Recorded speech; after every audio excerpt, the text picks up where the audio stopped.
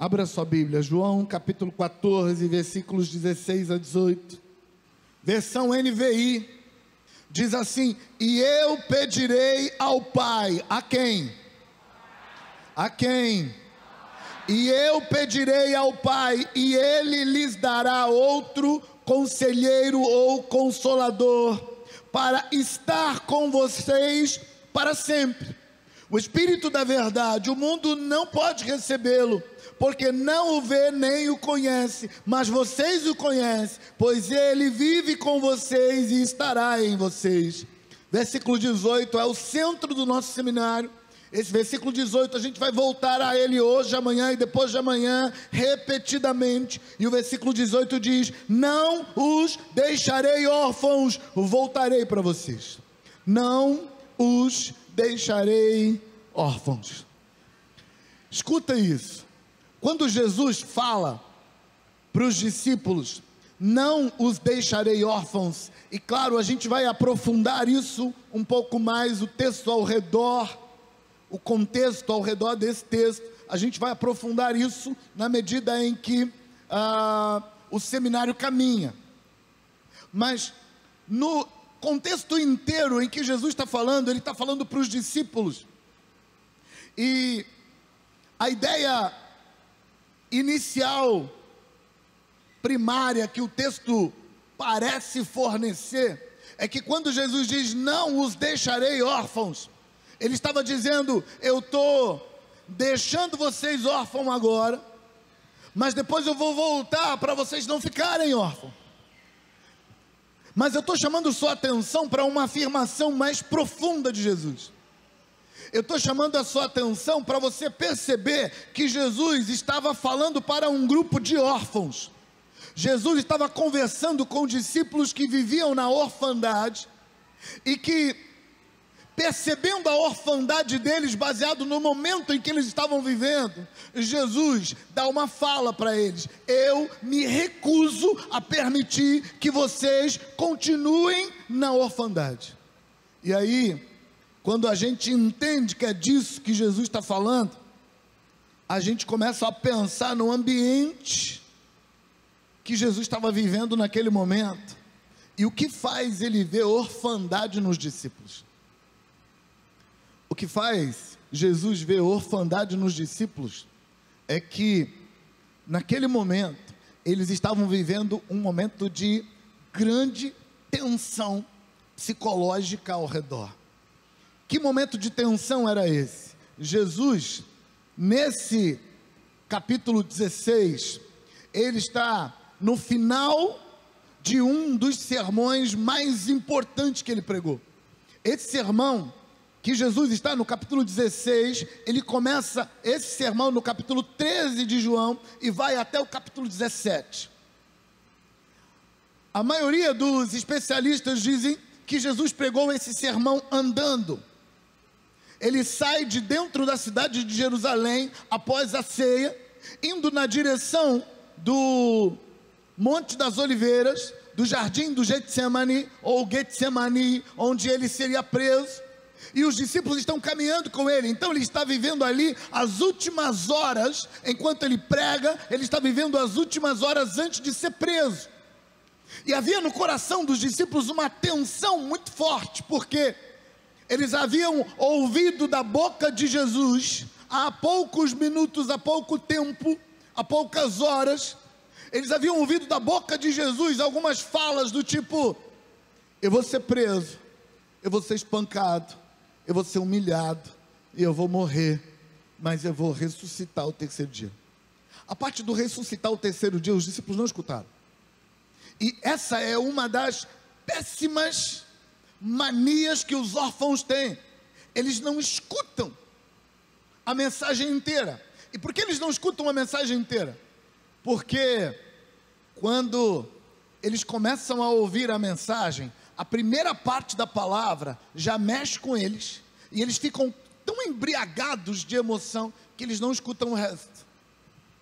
Vou te dar um exemplo.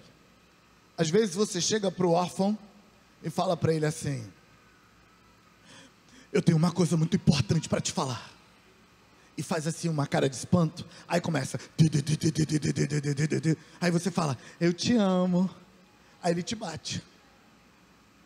Não me assusta não, você está pensando o quê? Eu esperei alguma coisa séria, e ele bate em você, porque ele se embriaga emocionalmente. Quando você começa a falar, o coração dele já acelera, porque a orfandade morre de medo do que vai acontecer daqui a pouco. Você vai entender isso mais tarde.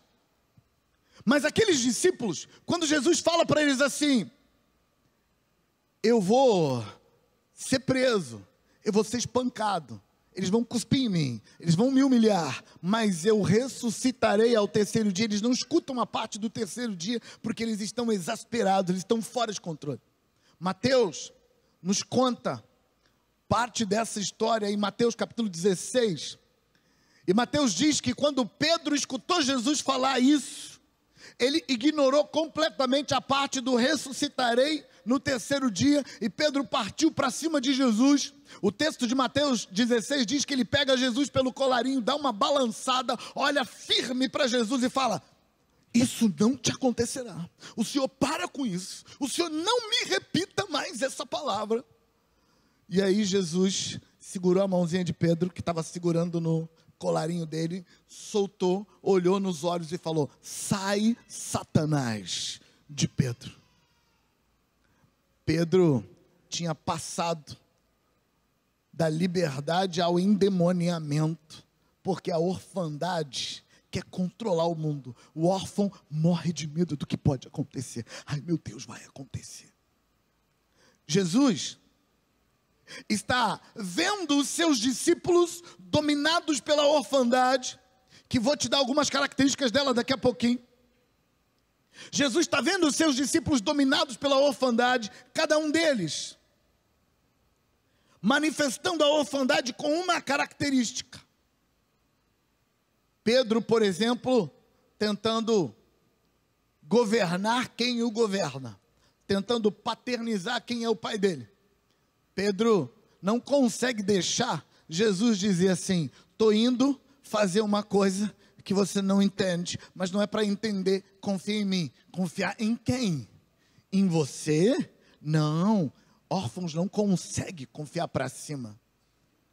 Órfãos não conseguem confiar para baixo, ele não é bom de delegar. Órfãos não conseguem confiar para o lado, ele está dominado de malícia. Órfãos só conseguem confiar neles mesmos. Por quê? Porque não tem um pai sobre ele. Ele é o que controla para baixo, para cima, para os lados, ele controla tudo. E toda vez que parece que uma fagulha vai dar errado, ele pira. Jesus está cercado de órfãos. Judas, como Pedro, governava para cima, e Judas, em vez de confiar que Jesus sabia das coisas, Judas entendia que Jesus era bonzinho demais. Jesus prega para multidões, controla multidões, manipula multidões, multiplica pão, cura enfermos, ressuscita mortos, anda sobre as águas, mas dinheiro que é bom, Judas pensava, nada. E Jesus tinha umas tiradas assim estranhas do ponto de vista de Judas. Jesus tinha umas tiradas assim, as raposas têm os seus covis, as aves dos céus têm os seus ninhos, mas o Filho do Homem não tem onde repousar a cabeça. Mas Jesus não estava reclamando, não, Jesus estava se gabando. Jesus não estava dizendo, eu sou pior que os pássaros, eu sou pior que as raposas, não. Ele estava se gabando, ele estava dizendo, eu sou melhor. Porque as raposas, elas sobrevivem escondendo comida para quando não tiver comida. Elas caçam hoje, escondem uma parte da caça em algum lugar, porque mais tarde, se ela não conseguir uma outra caça fresca, ela come a outra podre mesmo, porque é melhor comer a podre do que não ter nada para comer, pensa a raposa. E os pássaros? Os pássaros, eles têm seus ninhos. Eles não pensam no amanhã, os pássaros, mas no hoje. Ah, hoje eles pensam. Ah, se faltar hoje, os pássaros ficam muito chateados. E Jesus está dizendo, o Filho do Homem, ele está sobre tudo isso. Jesus nunca faltou nada. Ele não tinha onde repousar a cabeça, mas nunca faltou onde repousar a cabeça. Ele não tinha a segurança de onde eu vou comer, mas nunca faltou o que comer. Jesus ensinava para Judas que o que vale é a gente ter um pai. Porque se você tem um pai, você vai ter onde beber, onde comer, onde dormir, onde descansar. Você vai ter ferramenta para vencer suas guerras. Porque o pai, ele não dá só pão para o que come, ele dá também semente para o que semeia. Ou seja, quando o dia da guerra chegar, o pai terá garantido que no meio da batalha você vai ganhar, porque todos os instrumentos para vencer o pai te deu. Mas Judas não conseguia aceitar isso, porque essas tiradas de Jesus agiam tirando o controle dele. Então Judas dizia, Senhor, eu confio em ti, mas guardava uma graninha extra por fora, caixa 2, caixa 3, caixa 4, porque ele não conseguia acreditar que aquele jeito ingênuo e do ponto de vista dele, bobalhão de Jesus, ia garantir que no dia da necessidade ia ter dinheiro no caixa. Então ele tinha um caixa dele. E um dia, Judas foi tão longe que Jesus teve que dizer para Judas assim, ô Judas, cai na real, os pobres sempre tereis, mas na sua ânsia por garantir sustento dos pobres, você está me perdendo de vista, Judas. Judas era um órfão, Pedro era um órfão, João era um órfão. Cada um deles manifestando a sua orfandade de um jeito. E é nesse meio desse conjunto de dor que cada um daqueles 12 discípulos estavam tendo, que Jesus faz a afirmação, eu não vou deixar vocês na orfandade. E cada um daqueles discípulos deixaram Jesus sozinho na hora da cruz, porque quando o órfão não entende o que está acontecendo, ele entra em pânico e foge. O órfão não consegue, quando ele não entende o que está acontecendo, aquietar o coração e ficar em paz, na certeza de que tudo vai dar certo, porque eu tenho alguém maior do que eu cuidando de mim. O órfão não consegue isso. O órfão, em geral, entra em pânico, em colapso emocional completo, porque não dá para relaxar. Em geral, quando a gente pensa em órfão, a gente pensa, o indivíduo perdeu o pai, ou perdeu a mãe, por isso ele é órfão, ou perdeu os dois, por isso ele é órfão. Mas nós estamos falando dessa palavra órfão com um outro significado, com um outro sentido. Nós estamos falando da palavra órfão um pouco além disso. A gente está falando do órfão como um conjunto de características que acontece na alma humana, quando ele perde quem devia ser o provedor, o cuidador, o protetor. E nesse sentido psicológico, existem muito órfão de pai vivo, muito órfão de mãe viva, muito órfão de Deus vivo. Por quê? Porque o ser humano é capaz de desenvolver essas características da orfandade, mesmo tendo pai e mãe vivos.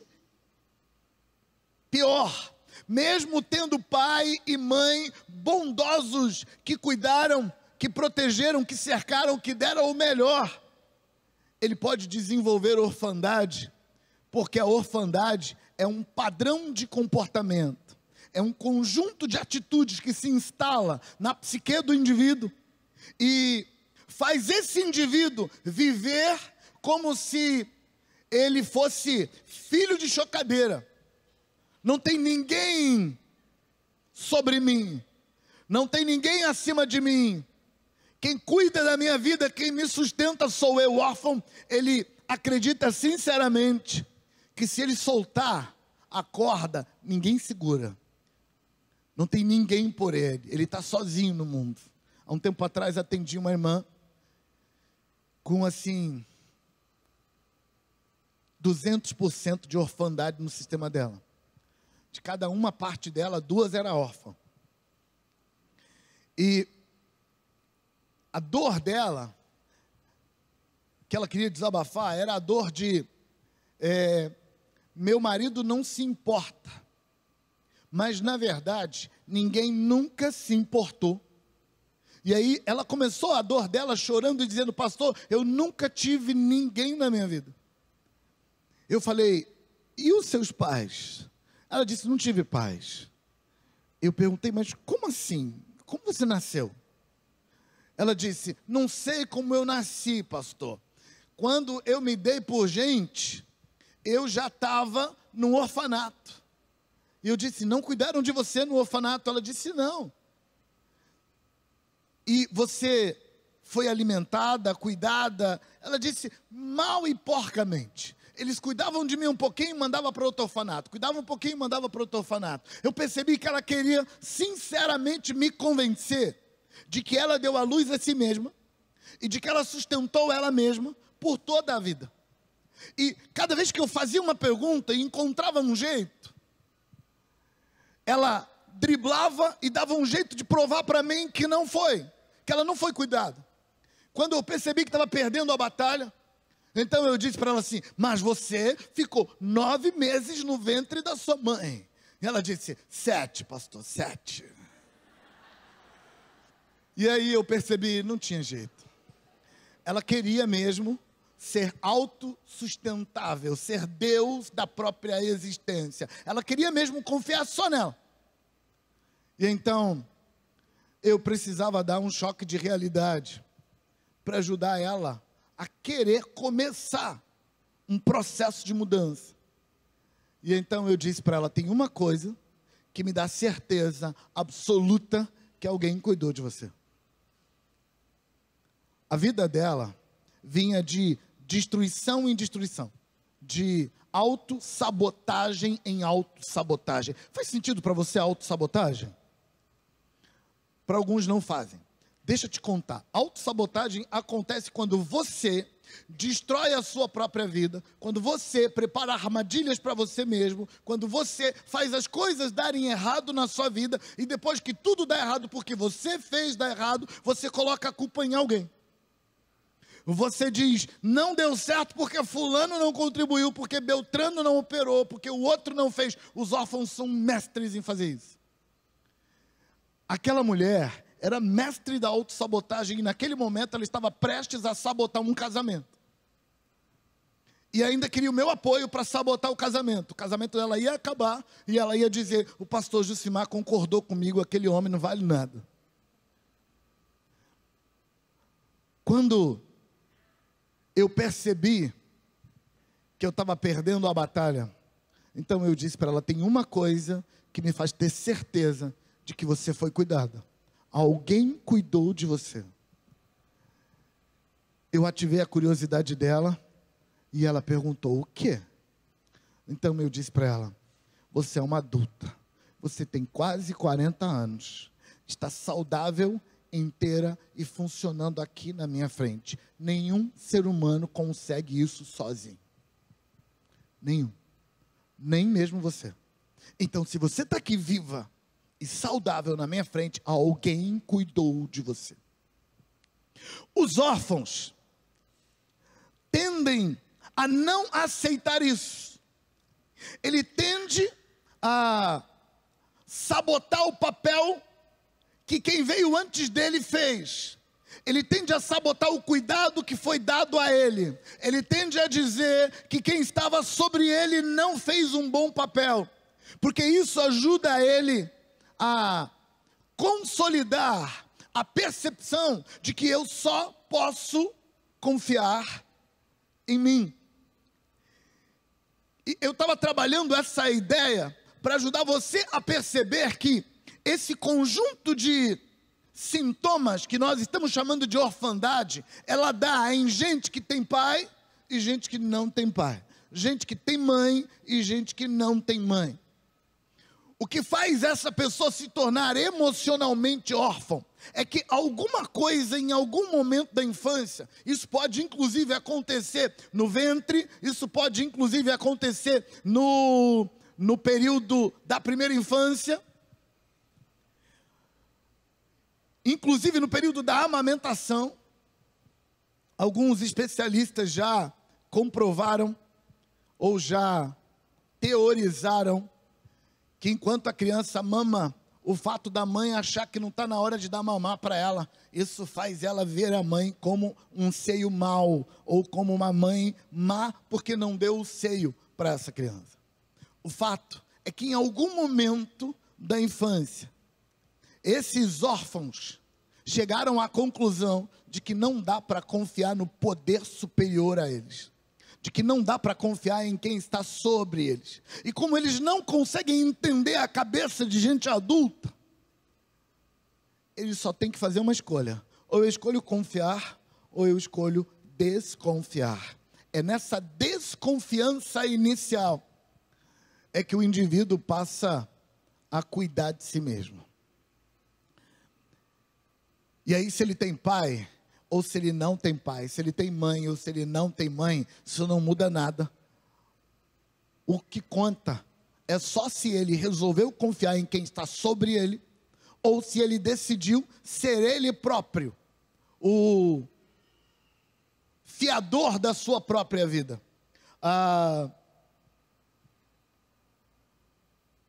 Uma ilustração que eu falo no livro, que eu acho que é importante, para ajudar você a perceber que o ponto de vista da criança que decidiu ser órfã é diferente do ponto de vista do adulto. A história de um pai que ficou por conta da filhotinha, de 3 anos, talvez um pouco menos. E o pai estava cuidando da menina e assistindo o jogo do time de futebol preferido dele. Alguns dizem que o time de futebol preferido dele era o Flamengo, outros dizem que era o Vasco, não sei, não me meto nessas coisas de futebol. Mas era o time de futebol preferido dele. O fato é que aquele pai, por conta daquela criança, enquanto via o jogo de futebol, a menininha foi se afastando da sala, do ambiente onde ele estava debaixo dos olhos do pai. Mas o pai estava de olho nela. E ela foi se afastando, e ela estava na cozinha. Para percepção de dimensão dela, ela estava na cozinha sozinha, mas o pai estava de olho, enquanto assistia o jogo do time dele. O cachorro que estava no quintal entrou na cozinha, e a menina viu o cachorro e deu um grito. Ela gritou, papai! E o pai olhou na direção da menina, e ele percebeu que era só aquele cachorro bobo do quintal que não faz mal a ninguém. O cachorro só chega, cheira e vai embora. O pai conhece o cachorro, sabe que não vai dar em nada. Mas a menininha não. Para a menininha, daquele tamanzinho, aquilo era um monstro. Você já teve a experiência de sair de um lugar na infância e depois na idade adulta voltar ao mesmo lugar e olhar para aquele lugar e pensar assim, meu Deus, eu achei que esse lugar era enorme, mas é desse tamanico. Por que você viu o lugar pequeno quando ele era grandaço na sua infância? Porque você vê proporcional ao seu tamanho. Marquinho e Maísa, quando voltam na casa da vovó, agora na idade adulta, eles falam, gente, esse corredor aqui demorava uma eternidade para atravessar. Mas agora que eles são adultos, dão 2 passos e acabou o corredor, eles ficam perguntando, cadê aquele corredor enorme? Me chamaram para dar uma palestra numa escola que eu estudei na minha infância. Souberam que eu estudei naquela escola na infância e me chamaram para ir lá. E aí, fui lá na escola dar uma palestra. Gente, a escola é desse tamanico. Mas eu tinha certeza que eu gastava uma eternidade inteira para dar a volta na escola. Então, para aquela garotinha, o cachorro era um monstro, um bicho enorme, e ele estava vindo na direção dela. E quando ela percebe que vai ser atacada por aquele monstro, ela grita, papai. E o papai olha para ela, ri e fala, sai daí, cachorro, e continua vendo o jogo. Aquela menina foi profundamente traumatizada, e ela cresceu com a sensação de que papai não se importa. papai só liga para o jogo de futebol besta dele. Ele não se importa comigo. Então eu vou ter que enfrentar o monstro sozinho. Essa pessoa na idade adulta, quando ela tem um monstro para enfrentar, ela tem certeza que ela vai ter que se virar, porque não tem ninguém por ela no mundo. A relação dessa garotinha com Deus é semelhante ao sentimento que ela tem com relação ao pai. Ele não vai me livrar, ele não vai se envolver. Eu tenho certeza absoluta que ele não vai cuidar de mim. Essa garotinha vai ser membro do ministério de intercessão. E sabe qual é a crença dela? A crença dela vai ser: eu posso orar por todo mundo que Deus escuta a minha oração. Deus responde a oração de todo mundo, Deus abençoa todo mundo, eu posso impor as mãos e orar, tenho certeza que Deus vai curar os outros, mas para mim, Ele nunca faz nada. Onde está essa crença enraizada na orfandade daquela garota? Porque ela não tem pai. A má notícia é que tem pesquisas e livros escritos. Eu vi recentemente um livro de um argentino que dão conta de pesquisas demonstrando que a maior parte dos adultos na nossa sociedade são órfãos de pais vivos. Então, a pergunta não é se você teve pai ou não. A pergunta não é se o seu pai foi bondoso ou não. A pergunta é se você aceitou que um poder superior cuidasse de você. É se você aceitou que quem está acima sabe mais, que quem está acima tem mais poder, porque é isso que implanta na alma humana uma sensação de serenidade inexplicável. E na vida, você pode resolver os problemas com serenidade ou sem serenidade. Mas você vai ter de resolver os problemas. Se você enfrentar os problemas com serenidade, você vai estar sóbrio, não vai estar embriagado, vai pensar com clareza e possivelmente vai resolver os problemas você mesmo. Mas vai resolvê-los muito mais fácil. E o que faz você ter serenidade para encarar os problemas de frente e com tranquilidade? É que tem uma imagem paterna, uma imagem materna, plantado no seu inconsciente, te dizendo: calma, papai está aqui. Papai está aqui. Você lida com tudo com tranquilidade quando você sabe que tem um pai. E eu sei, se você já está se identificando com órfão, a sua pergunta já está lá no final. Você já está perguntando: tá, mas como é que resolve isso? Calma, é só o primeiro dia do seminário. Calma. Mas eu vou te dar um spoiler. Deus nunca planejou que o seu pai e a sua mãe fossem sua segurança. Nunca. Deus sempre planejou que Ele mesmo fosse sua segurança. Seu pai e sua mãe, ou seja lá quem foi o adulto que cuidou de você, era apenas um representante para treinar o seu sistema a aprender a confiar em alguém superior. E se você chegou na idade adulta e não desenvolveu essa capacidade de depender de alguém maior, vamos ter que trabalhar nisso. Vamos ter que treinar o seu sistema para aceitar a dependência de um poder superior. Porque quando o poder superior está presente para você,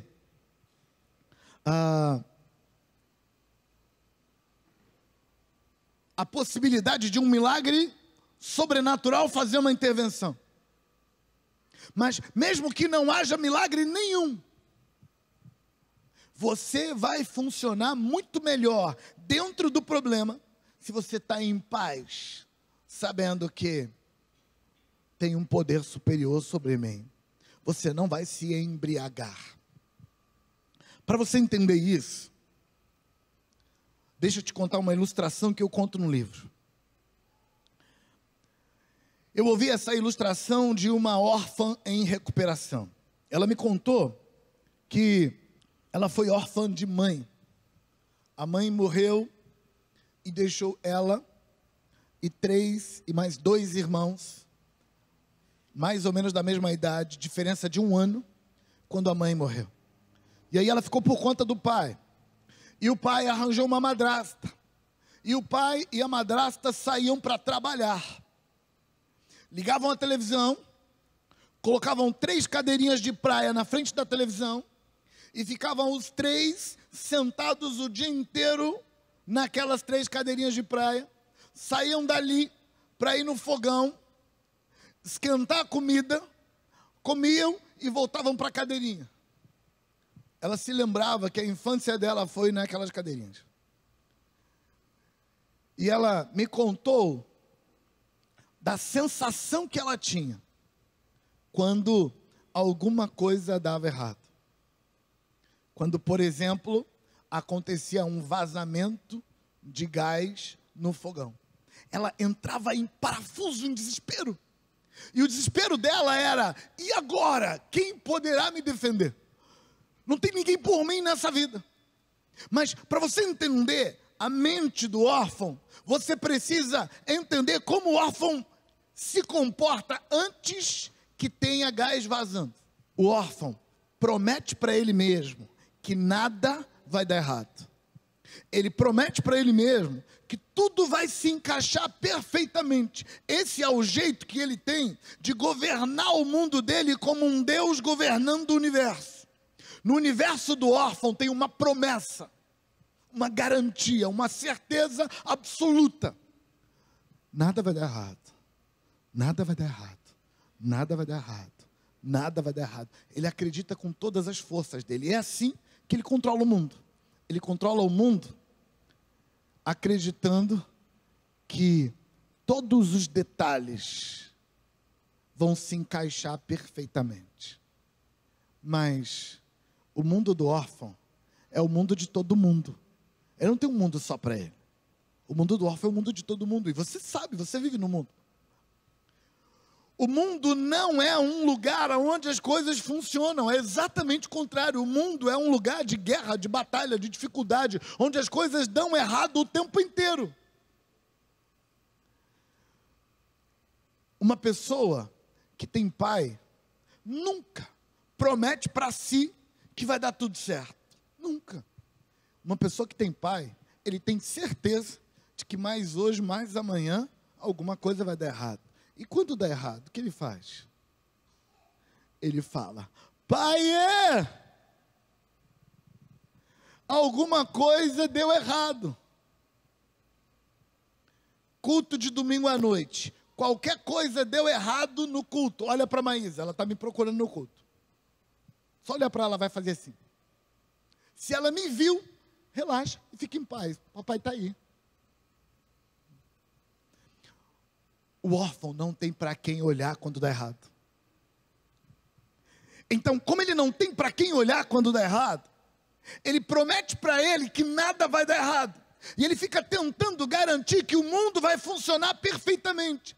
E ele cria um estresse e uma ansiedade cada vez que ele percebe a possibilidade de dar errado. Então ele começa a tentar fazer tudo ir para o lugar, para nada dar errado.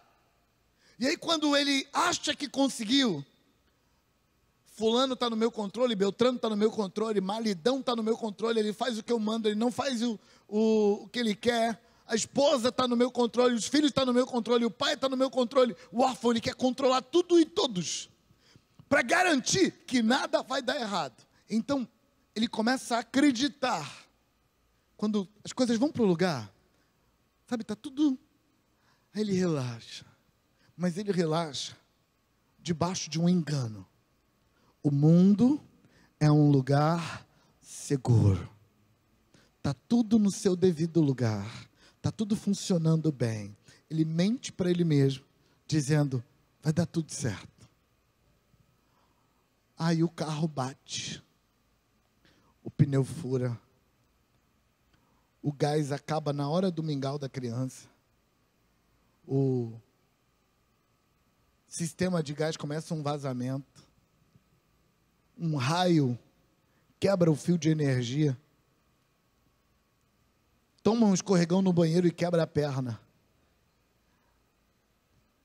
Eu não estou falando de nada estranho, eu estou falando de coisas da vida que acontecem o tempo todo na vida de todo mundo. Por que umas pessoas, quando acontece isso, ele vive o momento com serenidade, ele lida com o problema. Aí, quebrei minha perna, beleza, vamos ali para o hospital encanar a perna. Mas o órfão não. Quando uma coisa dá errada, o mundo inteiro deu errado para ele. Por que o mundo inteiro deu errado? Porque o órfão prometeu para ele mesmo que ele organizou o mundo de um determinado jeito que nada vai dar errado. Então, para o órfão, quando uma coisa dá errado, ele entra em pânico. A sensação do órfão quando uma coisa dá errado é: Deus saiu do lugar dele, o mundo está fora de órbita e agora eu não sei mais o que será da minha vida. É uma sensação de desespero total. Aquela criança que estava sentada na cadeira de praia, já adulta, me contou essa história me dizendo assim: quando uma coisa saía do controle, parecia que o meu coração ia pular para fora do peito. Era uma sensação de angústia, de desespero. A necessidade de controle ia lá no alto e eu ficava tentando controlar o mundo para dessa vez garantir não só que esse problema seja resolvido, mas que nunca mais tenha problema na vida. O órfão não consegue relaxar para lidar com os problemas como coisas normais da vida. Para o órfão, um problema só está resolvido se ele conseguir garantir que esse não volta nunca mais. E o órfão vai de problema em problema. Eu garanti que esse não volta nunca mais, agora eu vou garantir que esse não volta nunca mais, agora eu vou garantir que esse não volta nunca mais. Para o órfão, ser felizes para sempre implica em ter todas as possibilidades de problema resolvido. E para quem tem pai? Para quem tem pai, ele pode ser feliz para sempre agora, porque eu tenho pai. E papai está em casa. E se der problema? Se der problema, papai vai resolver. Porque eu ainda tenho pai. Eu ouvi de um pregador desses que tem dons de curar, que ele esteve numa cidade e uma irmã com câncer agressivo estava na fila da oração e o pastor orou por ela e o câncer foi curado instantaneamente. Tem alguns homens na história do povo de Deus que ganharam essa graça. E não são todos e não são muitos. É por isso que isso é chamado de dom. Concedido para alguns, para outros dons. E ele tinha essa graça, especialmente curar câncer, era com ele mesmo.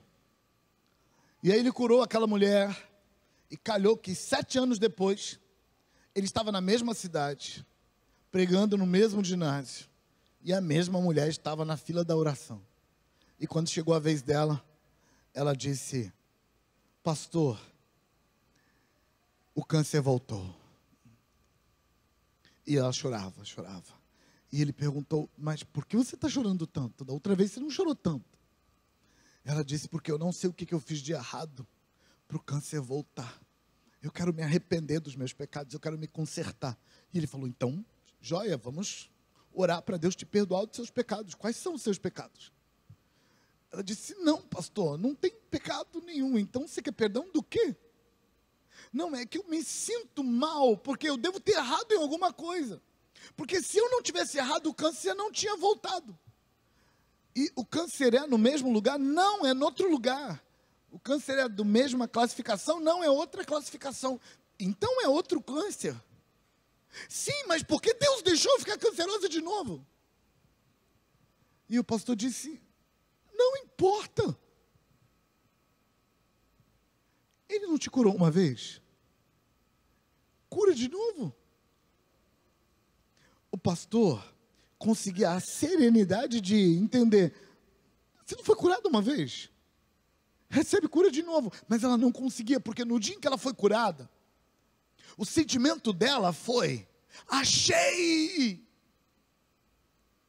Resolvi um problema e nunca mais terei problema nessa área. E toda vez que o problema volta, o órfão grita: alguma coisa está errada, porque não era para ter problema.